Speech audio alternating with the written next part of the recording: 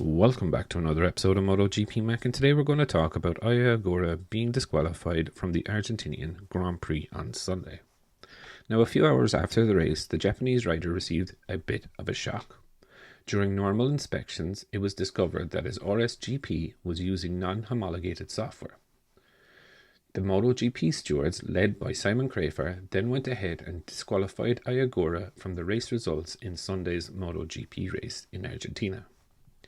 In a statement from Trackhouse, they said, "Unfortunately, the ECU did not have the correct software version installed. After Aya's crash, we used a spare ECU from a spare bike.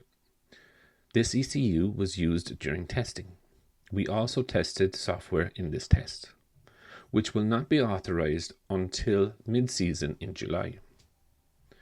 When we updated the software within the ECU and also uploaded the mapping, the software and the mapping must match. As always, we uploaded the mapping and we were permitted with the software version that was on the ECU. And normally, we get an alarm or an error if there is a mismatch. But it was not the case this time. After checking, we noticed that the previous unauthorized version of software was still installed on this ECU." Now for me, look, I just find it very, very weird that this happened. I get it. It sounds like a very, very simple, easy and honest mistake to make.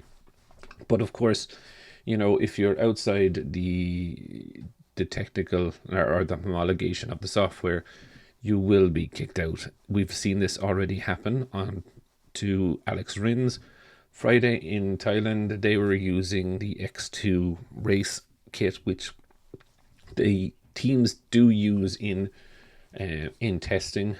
However, it is pretty disappointing for Ogura and for Aprilia because look, they had a pretty nightmare of a race weekend, let's just call it. Bezzecchi, okay, he did okay on Saturday. Sunday, crashed in the opening corner. Savadori was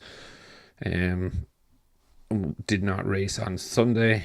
Raul Fernandez was down in 17th or 18th position. And, Ogura was the shining star again. Only one scoring points, qualified 15th, made 7 or 8 places during the race. So really, really good result out of the rookie. But, yourself, and then now just being removed out of it. So I do find it, disappointing for Ogura. There is a bright side for one team, and that team is Honda. And, I said this early in the season that I've seen Honda, and Honda have started to show a lot of potential. Zarco was pretty good, of course, over the course of the whole weekend. Definitely leading Honda. Joan Mir in the race finished 10th, and Marini 11th. But with Ogura being disqualified, that now means Marini finishes in the top 10. And definitely something I'd love to have your thoughts on is that 3 Hondas finished in the top 10 in yesterday's race in Argentina.